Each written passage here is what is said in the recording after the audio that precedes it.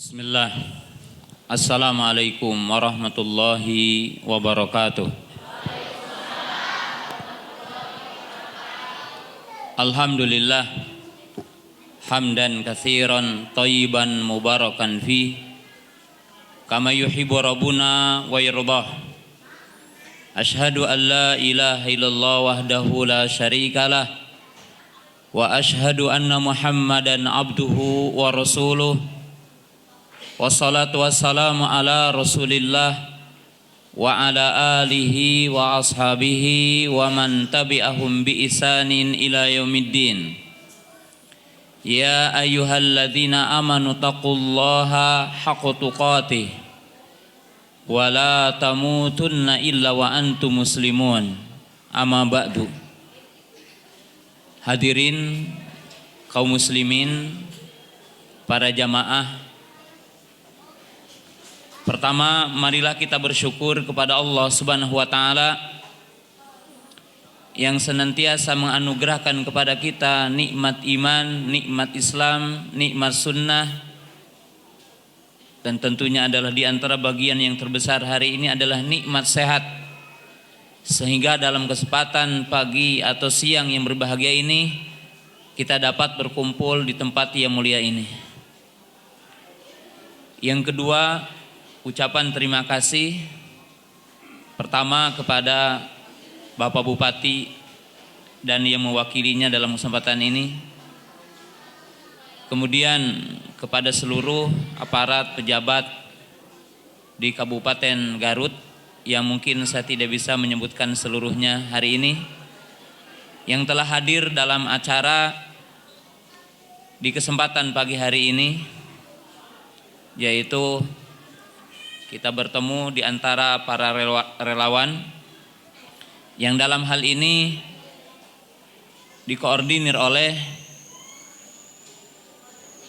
Yayasan Al-Imam Ibnul Qayyim di Kota Garut, yang tentunya bekerja sama secara khusus dengan TV Roja, Radio Roja yang ada di Bogor Cilengsi, dan seluruh relawan dari berbagai tempat, dari berbagai daerah di seluruh tentunya Nusantara penjuru Indonesia.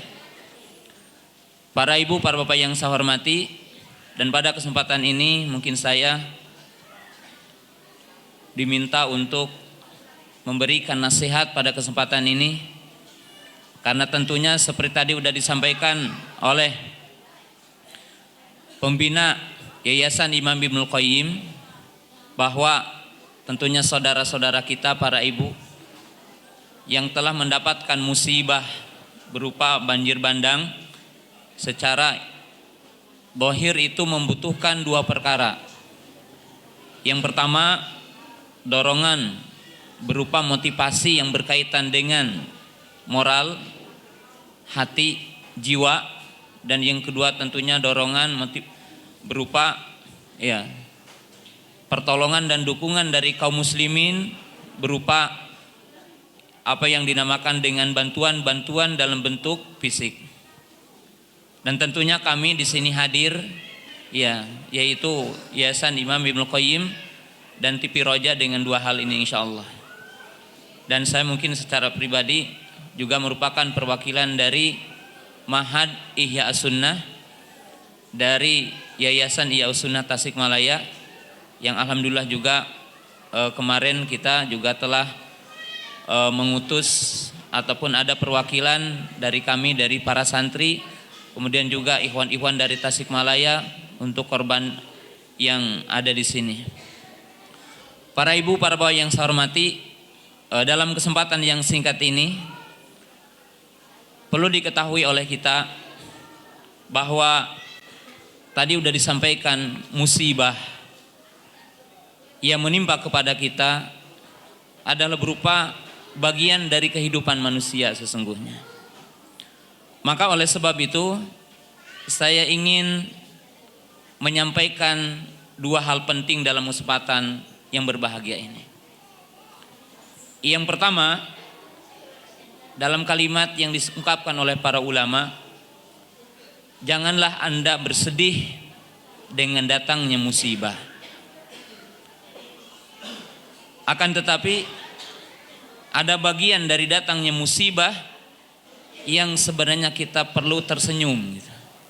Tapi bukan berarti orang ketawa-ketawa tersenyum lalu tidak zikir kepada Allah Ta'ala, bukan itu. Akan tetapi perlu kita ketahui dalam bagian yang pertama yang saya ingin sampaikan, bahwa musibah yang Allah Ta'ala timpakan kepada seseorang di antara kita itu banyak pelajaran yang sangat banyak. Jadi memiliki pelajaran yang sangat agung. Sehingga ada sebuah buku, La tahzan wabtasim ya ibadakallah. Jadi janganlah engkau bersedih dan tersenyumlah wahai hamba Allah. Ini berkaitan dengan musibah. Tetapi bukan berarti juga tidak menangis ya. Tapi ada pesannya. Para ibu, para bapak yang saya hormati, tadi udah dibacakan ayat dalam surah Tabarak bahwa hidup itu untuk diuji. Allah berfirman, "Alladzi khalaqal mauta wal hayata liyabluwakum ayyukum ahsanu amala." Dialah Allah Ta'ala yang telah menciptakan hidup dan mati supaya menguji siapa di antara kita yang paling baik amalnya. Jadi dunia ini darul ibtila, dunia ini darul imtihan, dunia ini adalah masa kita diuji. Maka dalam musibah ini banyak pelajaran. Dan ada hal-hal yang semestinya para ibu, para bapak dan seluruh manusia, kaum muslimin tersenyum dengan musibah ini. Kenapa bu mesti tersenyum dengan musibah ini? Pertama, jika orang itu bersabar ketika mendapatkan musibah, maka pahalanya surga. Rasulullah Shallallahu Alaihi Wasallam menjelaskan di dalam hadis yang diriwayatkan dari Abu Hurairah radhiyallahu taala anhu. Ini hadisnya hadis qudsi, bahwa Allah Ta'ala berfirman dalam hadis qudsi ini, "Mali abdi al-mu'min indi jazaun idza qabtabtu safiyatahu min ahli dunya thumma ihtasabahu ilal jannah." Allah berfirman dalam hadis qudsi ini bahwa Allah berkata, tidaklah bagi hambaku yang mukmin pahala jika aku mengambil siapa yang dia cintainya dari penduduk bumi ini, kemudian dia ihtisab, memiliki kesabaran, menerima kepada ketetapan Allah, kecuali Allah akan menggantinya dengan surga. Jadi maaf para ibu, mungkin yang suaminya diambil, yang anaknya diambil, yang hartanya diambil oleh Allah Subhanahu wa taala. Maka tersenyumlah dan jangan bersedih. Kenapa mesti tersenyum? Karena Allah akan menggantinya dengan surga. Artinya berbahagia. Karena Nabi SAW menyatakan di dalam hadis yang tadi bahwa tidaklah Allah mengambil sesuatu pada seseorang dari sesuatu yang dia cintai, anaknya, istrinya, suaminya, saudaranya, lalu dia sabar dan mengakui itu adalah ketetapan Allah, kecuali Allah akan menukarnya dengan surga. Masya Allah. Maka berbahagialah. Yang kedua, kenapa mesti tersenyum? Kenapa kita mesti berbahagia setelahnya? Walaupun setiap orang dapat musibah akan bersedih, tapi setelah bersedih berbahagialah. Kenapa? Karena Nabi SAW mengatakan setiap musibah, setiap ujian yang Allah Ta'ala timpakan kepada kita akan menjadikan dosa kita dihapus. Jadi para ibu, para bapak, belum tentu orang-orang yang sekarang dilimpah luahkan hartanya, belum tentu orang yang sehat hari ini, belum tentu orang yang punya jabatan hari ini bahwa mereka berada dalam kebahagiaan yang hakiki, Bu. Kenapa? Karena kita tidak tahu apa yang akan terjadi setelahnya. Tapi bagi orang yang diuji dengan satu ujian dan dia bersabar, maka Allah berjanji akan menghapus dosanya. Dan Rasulullah SAW mengatakan akan menghapus dosanya. Nabi SAW mengatakan apa? Ma yusibul muslim bimusibatin min wasabin wala nasabbin wala hammin wala haznin wala adha wala hammin wala ghammin hatta syauqatu yushakuha ila kafarallahu bihi khataya. Nabi SAW mengatakan tidaklah seorang mukmin yang kena musibah. Musibahnya macam-macam, rasa sedih, terkena sakit, rasa was-was dalam ada hati, terkena penyakit, sakit, bahkan kata Nabi SAW terkena duri, Bu. Lihat nih, terkena duri, kita berjalan kaki lalu terkena duri. Dalam bahasa orang Garut mungkin kacugak gitu ya, maaf. Walaupun ini lab TV Roja ya. Pakai bahasa Sunda, kacugak itu, Bu. Lalu sabar atas musibah itu, kecuali musibah itu akan menghapus dosa. Jadi para ibu, para bapak yang saya hormati, bahwa orang yang dapat musibah, orang yang kena musibah berbahagia. Kenapa mesti berbahagia? Ingat bahwa musibah itu menghapus dosa kita. Subhanallah. Maka tersenyumlah dengan itu. Itu yang kedua. Yang ketiga, Rasulullah SAW mengatakan bahwa orang yang dapat musibah, salah satu pertanda Allah menginginkan kebaikan pada orang itu. Rasulullah SAW mengatakan, man yuridillahu bihi khairan yusib minhu. Nabi SAW mengatakan, siapa yang dikehendaki oleh Allah Ta'ala menjadi orang baik, menjadi orang pilihan, maka Allah akan mengujinya. Jadi para ibu, para bapak, tersenyumlah, berbahagialah dengan sebab musibah itu. Kenapa? Sebab jika Allah menghendaki kebaikan seseorang dan jika Allah mencintai seseorang, maka Allah akan mengujinya. Maka ketika Allah Ta'ala mencintai para nabi, mencintai para rasul, dan mencintai orang-orang soleh, maka musibah yang menimpa kepada para nabi lebih besar daripada musibah yang menimpa kepada kita. Maka ujian yang menimpa kepada para nabi lebih besar daripada ujian yang menimpa kepada kita. Kenapa? Karena para nabi, para rasul lebih dicintai oleh Allah Ta'ala. Jadi para ibu, sekarang pegang dada kita, berbahagialah. Allah telah memilih kita. Allah telah mencintai kita. Kenapa, Bu, Pak? Tafakur yang ketiga ini.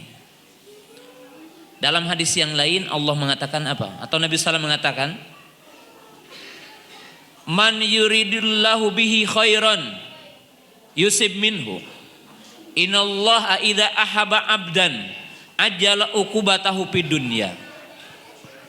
Nabi SAW mengatakan dalam hadis yang lain, jika Allah mencintai seseorang, maka Allah Ta'ala mempercepat hukumannya di dunia.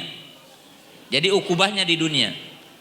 Maaf nih, kita jelaskan begini poin ini. Kenapa? Mungkin kita katakan, orang-orang yang tidak kena musibah begitu nikmatnya. Belum tentu, Bu.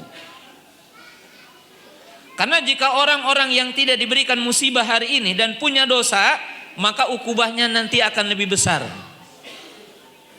Jadi orang-orang yang berdosa, orang-orang yang maksiat, orang-orang yang kafir, mungkin kita bertanya di antara kita, kenapa ya padahal saya ini rajin sholat, maaf, saya ini sering sholat berjamaah kok dapat musibah gitu. Kok orang-orang kafir, orang-orang yang tidak beriman kepada Allah, orang-orang yang durhaka kok tidak dapat musibah? Dalam kacamata kita, maka ada terapinya, Bu.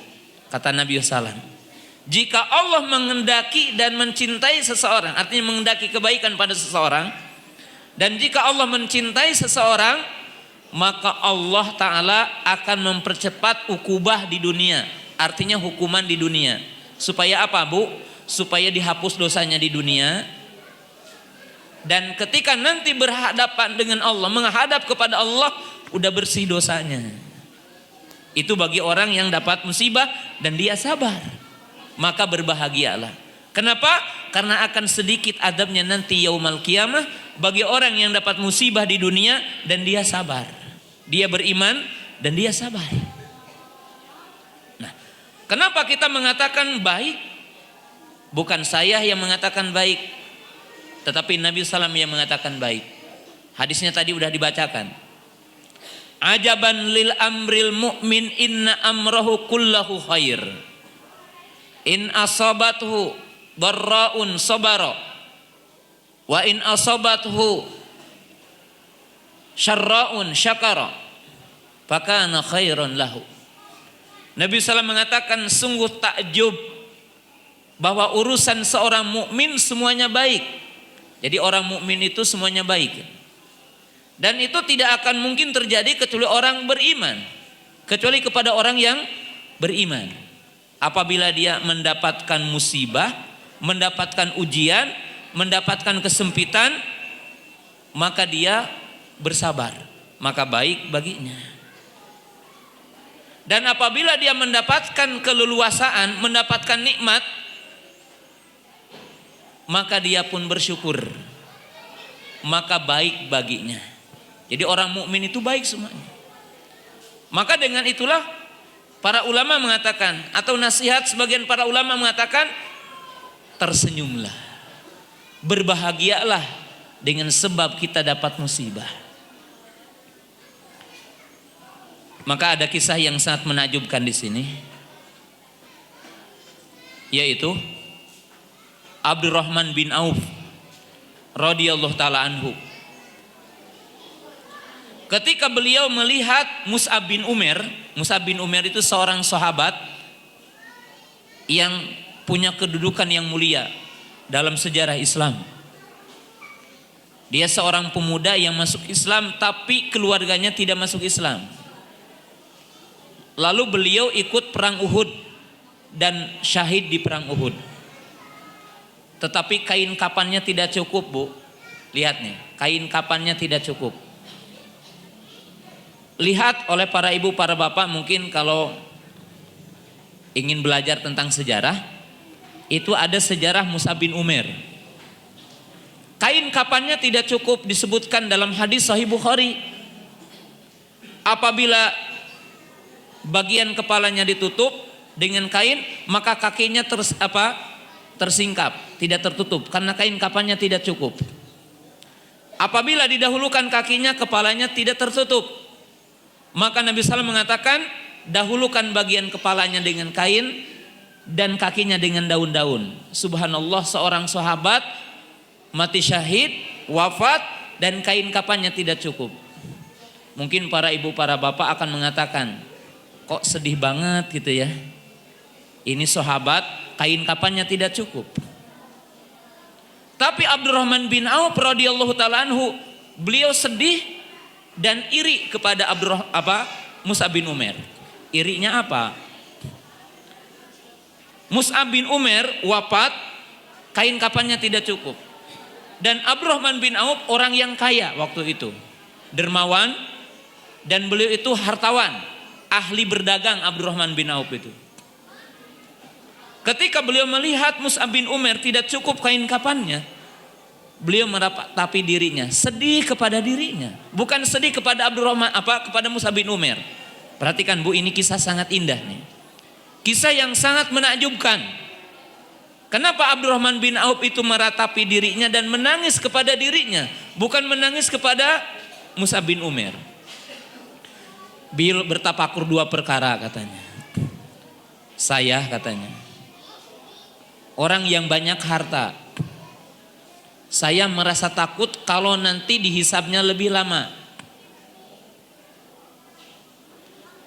Sedangkan Mus'ab bin Umair yang lebih sedikit hartanya waktu itu udah diuji di dunia. Beliau mengatakan, aku meyakini bahwa Allah Ta'ala akan lebih memudahkan beliau ketika di arasatil qiyamah. Kenapa? Karena lebih sedikit pertanyaan tentang dunianya.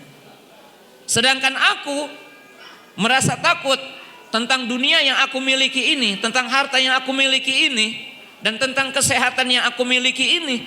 Allah akan lebih lama menghisabku nanti yaumul qiyamah. Maka beliau bersedih. Dan yang kedua, apa yang menjadi sedih Abdurrahman bin Auf? Beliau mengatakan, adapun Mus'ab bin Umair, jiwa dan raganya dalam keadaan husnul khotimah. Beliau mati syahid, ada di medan perang, ya, meninggal dunia ketika berjihad. Sementara aku yang masih hidup hari ini, kata Abdurrahman bin Auf, aku tidak tahu akan dalam kondisi apakah aku mati. Akan dalam kondisi seperti apakah aku mati? Apakah akan seperti Mus'ab bin Umair di medan jihad, dalam keadaan beriman, dalam keadaan bertakwa, atau aku dalam keadaan apa? Maka para ibu yang dirahmati Allah Subhanahu wa taala, kita katakan, saudara kita, suami kita, istri kita meninggal dunia dalam keadaan iman. Kita yang hari ini masih hidup, belum tentu besok kita berada dalam iman. Belum tentu besok kita ada dalam takwa. Maka berbahagialah bagi orang yang dapat musibah ketika dia beriman. Karena barang siapa yang meninggal dunia dalam keadaan tidak beriman, celaka. Maka berbahagialah. Oleh sebab itu, ibtasim wala tahzan, artinya tersenyumlah dengan musibah ini, dan jangan sekali-kali kita sedih, ya. Karena faidah yang sangat agung. Kemudian faidah yang lainnya dari musibah ini, subhanallah para ibu, para bapak. Mungkin, maaf ya, saya dengan para ibu awalnya belum pernah ketemu, ya, dan belum pernah berjumpa.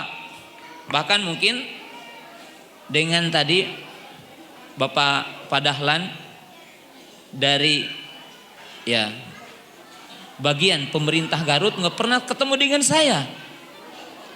Tapi Allah Ta'ala mempertemukan dengan sebab musibah ini. Subhanallah. Allah Ta'ala tidak menimpakan seluruh perkara kecuali di belakangnya ada pelajaran. Kecuali di belakangnya ada pelajaran yang sangat berharga. Para ibu, para bapak bisa bersilaturahmi. Para ibu, para bapak bisa berteman. Para ibu, para bapak bisa bertegur sapa dengan orang-orang yang sebelumnya tidak pernah ketemu, dengan orang-orang yang sebelumnya tidak pernah menyapa. Tapi alhamdulillah, ada yang menyapa dari Magelang, ada yang menyapa dari Jogja, ada yang menyapa dari apa? Dari Solo. Karena yang hadir hari ini ada yang dari Jakarta, ada yang dari Solo, ya. Ada yang dari Magelang, ada yang dari Jogja, dari berbagai daerah, bahkan ada dari Balikpapan datang ke sini apa? Menyapa kita semua. Ini adalah hikmah. Maka dengan itu kita tidak boleh hanya bersedih dengan ada musibah ini, tetapi wajib juga kita tersenyum. Kenapa? Ada kebaikan apa? Di dalamnya. Nah, ini mungkin bagian yang pertama. Nah, tapi ada bagian yang kedua yang saya ingin sampaikan. Jadi di sini kita tidak boleh bersedih, Bu. Tidak boleh bersedih, Pak. Kenapa? Karena musibah ada pahalanya. Musibah ada kemuliaan bagi setiap mukmin. Bagian yang kedua yang ingin saya sampaikan adalah pelajaran yang sangat berharga. Bahwa Allah Subhanahu wa taala menyebutkan pertama dalam surah Al-An'am ayat 65. Allah berfirman, "Qul huwal qadiru ala ayyab'atsa 'alaikum 'adzaban min fawqikum aw min tahti arjulikum aw yalbisakum syi'a yudhiku ba'dhum ba'sa ba'd. Undur kaifa nusariful ayati la'allahum yatafaqahun." Ini ayat yang pertama. Yang kedua, surah Al-Ankabut ayat 40. Ayat 39, ayat 40. Allah berfirman, "Fakullan akhadna bidzanbihi. Faminhum man arsalna 'alaihi hasiba. Wa minhum man akhadat musayhatu. Wa minhum man hasabna bihil ard. Wa minhum man agraqna. Wa ma kana Allahu liyadlimahum walakin kanu anfusahum yadlimun." Perhatikan dua ayat ini, Bu. Ini sebagai pelajaran buat kita. Bahkan pelajaran bagi orang-orang yang hari ini mendapatkan kedamaian, ketentraman, tidak dapat musibah. Allah Ta'ala mengatakan dalam surah Al-An'am ayat 65, katakanlah, dialah Allah yang maha mampu untuk menurunkan azab dari langit ataupun dari bawah tanah, ataupun Allah Ta'ala akan menguasakan satu dengan yang lainnya. Jadi artinya akan terjadi kedzaliman satu dengan yang lainnya, satu dengan yang lainnya saling menerkam, satu dengan yang lainnya saling membunuh. Ini Allah Ta'ala memperingatkan kepada kita. Lalu dalam surah Al-Ankabut Allah Ta'ala berfirman, semuanya kami azab dengan sebab dosa. Ini perhatikan Bu, dan ini pelajaran bagi saya pribadi dan bagi seluruh kaum muslimin. Allah berfirman dalam surah Al-Ankabut ayat 39-40, fakullan akhadna bidzanbihi, kata Allah, semuanya ambil ataupun semua kami azab atau kami binasakan sebagiannya dengan sebab dosa Bu. Di antara mereka ada yang diturunkan hujan batu, di antara mereka ada yang disambar petir, di antara mereka ada yang ditelan bumi, kena gempa bumi, kena longsor, kena mungkin apa yang dinamakan dengan gunung meletus. Dan di antara mereka ada yang ditelan banjir, ya seperti tsunami. Lalu Allah Ta'ala mengatakan, dan tidaklah Allah akan mendolimi mereka, tetapi sesungguhnya mereka mendolimi diri sendiri. Nah, pada pelajaran yang kedua ini, kita tadi dikatakan ketika dapat musibah kita tersenyum. Jangan terus bersedih. Sebab musibah ini ada keutamaan-keutamaan tadi udah disebutkan. Tapi ada poin yang kedua Bu. Ada poin yang kedua kaum muslimin yang dirahmati Allah Ta'ala. Bahwa Allah Ta'ala tidak menimpakan musibah kecuali untuk memberikan satu peringatan. Maka di dalam ayat yang tadi Allah tidak mengadab satu kaum, Allah tidak menurunkan adab kepada kita kecuali karena dosa kita. Maka di sini kita wajib untuk beristighfar, kembali kepada Allah, menyerahkan diri kepada Allah, melaksanakan perintah-perintah Allah, menjauhi larangan-larangan Allah Ta'ala. Karena di dalam ayat yang tadi Allah itu maha mampu untuk menurunkan adab dari langit, dari bumi. Dan bagaimana menimpakan adab kepada kita. Satu adab yang kita tidak terbayang. Ya, ketika saya pergi ke Aceh waktu itu, baru 20 hari kejadian tsunami di Aceh, saya berangkat ke sana bersama rombongan relawan ya dari Jakarta waktu itu. Saya ke sana sekitar 20 orang. Lalu mendapatkan cerita-cerita yang sangat menakjubkan, bukan menakjubkan, artinya perkara-perkara yang mungkin kita bikin takut kepada Allah Ta'ala. Bagaimana Allah Subhanahu wa Ta'ala mengutus angin, mengutus air dari laut untuk menenggelamkan bagian dari kota Aceh itu. Bagaimana kekuasaan itu? Ya, sebagaimana mungkin para ibu di sini bisa lihat bagaimana Allah Ta'ala menurunkan air hujan. Bagaimana Allah Ta'ala mengutus air. Sehingga terjadi porak-poranda. Ini menunjukkan apa? Kebesaran Allah. Keagungan Allah. Sehingga seorang mukmin itu, manusia itu harus merasa kecil di hadapan Allah. Harus merendahkan diri di hadapan Allah Ta'ala. Tunduk kepada Allah Ta'ala. Sebab orang itu tidak bisa sombong sebenarnya. Jepang saja yang memiliki teknologi yang sangat hebat, ketika Allah Ta'ala mengutus angin, Allah Ta'ala mengutus air, Allah Ta'ala menjadikan gempa, semua kekuatan itu tidak ada yang bisa menolak azab Allah.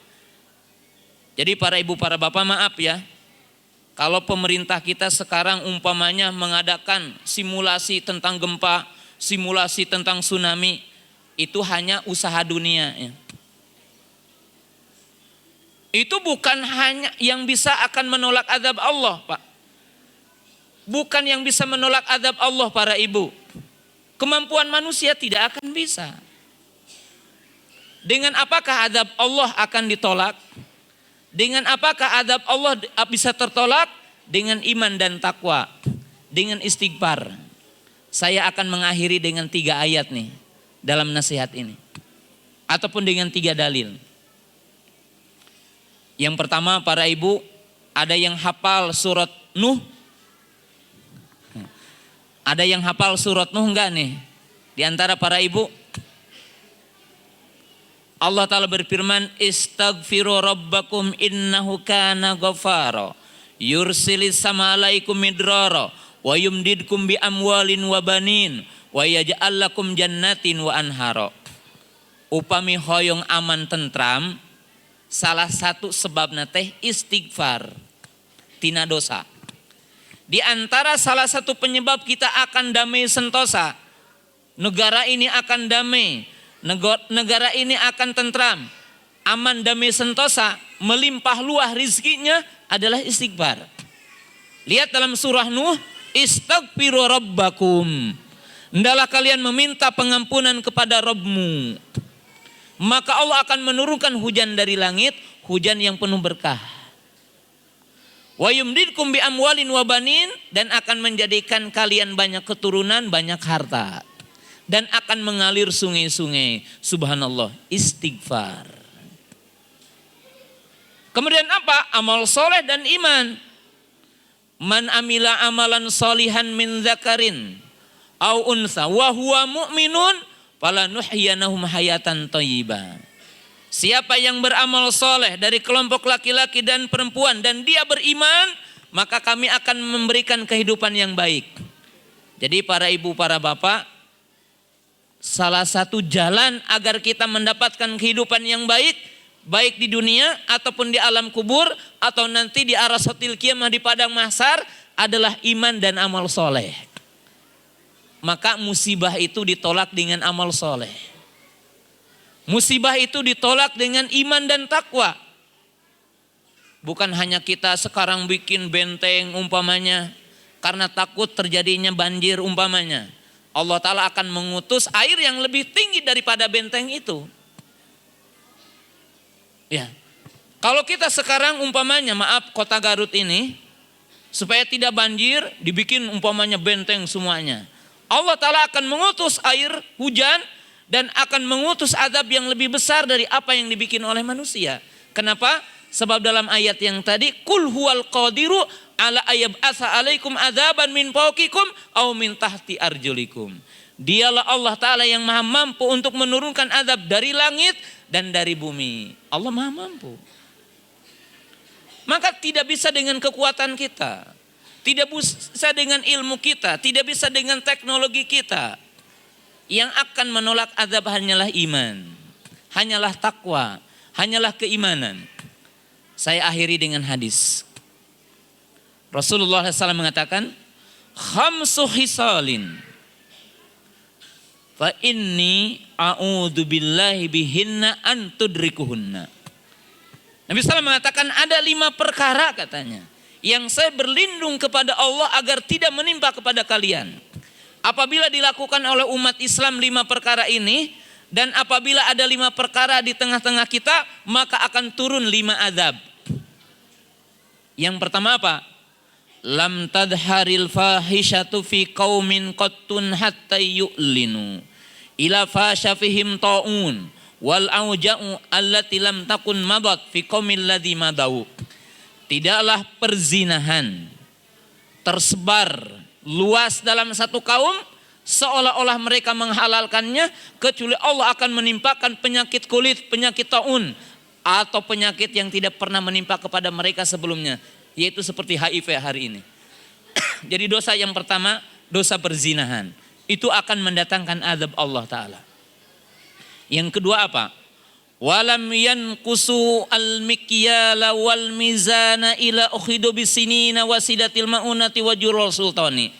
Yang kedua, tidaklah satu kaum mengurangi timbangan dan takaran ketika berjual beli di pasar atau di mana saja, kecuali Allah akan menurunkan azab, kemarau panjang, kesulitan hidup, dan muncul pemimpin-pemimpin yang zalim. Maka di sini para ibu, para bapak, kaum muslimin di mana saja berada, munculnya pemimpin yang zalim adalah dosa kita. Bukan membenarkan pemimpin yang zalim ya. Kita tidak mendukung pemimpin yang zalim. Tapi umat Islam perlu introspeksi bahwa datangnya musibah karena dosa kita. Yang ketiga, walam yamna'u zakata amwalihim illa muni'ul qatar laulal bahaimu lam yumtaru. Nabi SAW mengatakan, kalaulah satu kaum menahan zakat-zakat mereka, tidak ingin berzakat, tidak ingin mengeluarkan hartanya untuk bersedekah, kecuali Allah akan menahan turunnya hujan. Kalaulah tidak ada binatang-binatang melata, tidak ada semut-semut, tidak ada binatang melata, Allah tidak akan menurunkan hujan buat kita. Untung masih ada binatang-binatang, Bu. Allah masih menurunkan hujan. Dosa yang ketiga apa? Menahan harta tidak dizakati. Yang keempat, walam yankudu ahdallahi wa ahda rasulihi ila sallatallahu aduan min ghairihim fa akhadhu ba'dha ma fi aidihim. Lalu Nabi SAW mengatakan, tidaklah satu kaum melanggar perintah-perintah Allah dan Rasulnya, melanggar batasan-batasan Allah dan Rasulnya, kecuali Allah akan menguasakan musuh kepada kita, sehingga diambil kekayaan kita ini. Jadi dalam poin yang keempat ini, Nabi SAW mengatakan tidaklah kita melanggar hukum-hukum Allah, tidak melaksanakan perintah-perintah Allah, kecuali Allah akan menguasakan musuh kepada kita. Yang kelima, wa malam tahkum a'immatuhum bi kitabillah aw tahayyaru ila ja'al bainahum ba's.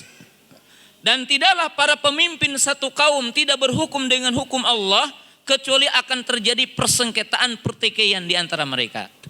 Jadi hadis ini walaupun mungkin kalau dibahas adalah sangat panjang, tetapi memberikan satu pelajaran yang sangat singkat sekali, yaitu apa? Semua adab yang Allah turunkan kepada satu kaum dengan sebab dosa kita. Dan dalam hadis ini dikatakan, manakala umat Islam melakukan 5 pelanggaran, dengan itulah Allah pun akan mendatangkan 5 azab kepada kita. Maka kaum muslimin jamaah yang dirahmati Allah Subhanahu wa taala, jalan kehidupan masa depan kita ingin baik, maka adalah amal soleh. Kemudian saya akan mengakhiri dengan satu kisah. Kisah apa, Bu? Mungkin para ibu, para bapak bertanya-tanya, kenikmatan itu kenikmatan dunia semata ataupun kenikmatan hidayah? Kenikmatan itu kenikmatan kita berada dalam petunjuk dalam Islam, atau kenikmatan itu kita banyak harta? Ingat, Bu, kenikmatan yang sesungguhnya adalah kenikmatan kita dapat petunjuk. Adapun dunia sesungguhnya tidak akan lebih mulia dari kencing yang kita miliki. Maaf ya. Ini bukan penyepelehan, tapi hakikat. Saya akan mengkisahkan tentang seorang ulama dengan seorang raja, dengan seorang Amirul Mukminin, Harun ar-Rasyid dengan Ibnu Samak. Ibnu Samak itu seorang ulama, lalu melakukan perjalanan dengan Harun ar-Rasyid dengan bala tentaranya. Satu ketika dalam perjalanan itu, sang Amir kehausan, Bu. Kebetulan juga ini panitia tidak ngasih air sama saya, maaf. Kehausannya. Jadi kehausan. Sang Amirul Mukminin kehausan. Ya. Akhirnya beliau meminta untuk dihidangkan 1 gelas air. Maka dihidangkanlah 1 gelas air kepada beliau.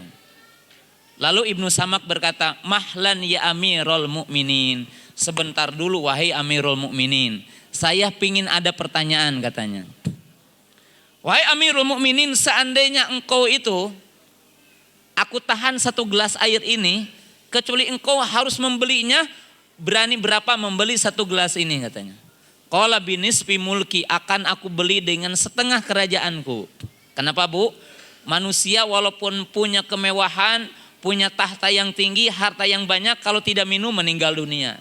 Maka Harun ar-Rasyid berani membeli 1 gelas dengan setengah kerajaannya. Setelah beliau itu meneguk air itu, meminumnya, maka Ibnu Samak bertanya lagi dan tadabur dengan beliau. Wahai Amirul Mukminin, seandainya Allah menahan air itu di perutmu dan engkau tidak bisa qada hajat, tidak bisa kencing, lalu engkau harus membayar seorang dokter untuk bisa qada hajat, berani berapa engkau membayar sang dokter itu? Qala bi jami'i mulki, kata beliau, aku akan bayar dokter itu dengan seluruh kerajaanku. Kenapa para ibu? Sebab kalau orang itu tidak sehat pencernaannya, tidak bisa qada hajat, harta yang dia kumpulkan, yang disimpan di bank, sawah yang melimpah luas, tanah yang melimpah luas, mesti akan dijual demi keluar qada hajatnya. Jadi dalam intinya apa Bu, Pak? Jangan takut dengan dunia dan jangan sombong dengan dunia. Sebab dunia itu tidak akan lebih utama ataupun tidak akan lebih mewah dan tidak akan lebih mulia dari sekedar kencing yang tadi. Betul enggak? Sebab orang akan menghabiskan hartanya demi keluarnya air kencing. Dan di sini ada satu pelajaran Bu, Pak. Kalau ke WC suka berdoa enggak? Ke WC masuk doanya apa? Allahumma inni a'udzubika minal khubuthi wal khaba'ith. Nah ini perlu Bu. Keluar apa? Gupronaka. Nah, di sini ada dari Bapak tadi, Bapak MUI dan sebagainya. Apa hikmah Nabi SAW mengatakan gupronaka? Kenapa doanya tidak zikir yang lain ya? Mungkin kita mentadaburi ini sebagai akhir pelajaran ini. Kenapa para ibu, para bapak doa keluar masuk keluar dari WC kok doanya gupronaka ya? Ternyata para ulama mengatakan kenapa Nabi SAW itu mengungkapkan gupronaka setelah beliau keluar dari WC. Itu ada dua pelajaran besar katanya. Yang pertama, karena Nabi SAW itu biasa beristighfar dan berzikir dalam setiap saat. Nah ketika beliau qada hajat tidak berzikir dengan lisan, maka beliau merasa berdosa sehingga beristighfar kepada Allah Ta'ala. Jadi artinya apa? Kalau Nabi SAW meninggalkan perkara yang dianggap sepele oleh kita merasa berdosa, sedangkan umat Islam hari ini melaksanakan dosa besar dianggap sepele. Nah itulah perbedaan antara Nabi dengan kita, antara para sahabat dengan kita, di mana para sahabat itu melakukan dosa besar dirasanya dosa kecil, tapi kita hari ini dosa besar dirasanya kecil, maka adab dan musibah besar kepada kita gitu ya. Yang kedua Bu, Pak, kenapa dikatakan gupronaka? Kata para ulama, karena nikmat yang sangat besar, salah satunya adalah nikmat bisa qada hajat. Nikmat bisa keluar kotoran. Maka Nabi SAW itu tidak bisa langsung berkata dengan kata-kata Alhamdulillah. Tidak bisa langsung berkata dengan kalimat syukur dengan lisan. Kenapa? Karena dalam kondisi dia tidak suci. Beliau menangguhkannya. Maka seolah-olah beliau merasa berdosa kepada Allah Ta'ala karena tidak langsung beristighfar. Tidak langsung beliau itu apa? Tidak langsung beliau bersyukur kepada Allah dengan lisan. Maka beliau mengatakan gupronaka, semoga Allah mengampuni dosaku.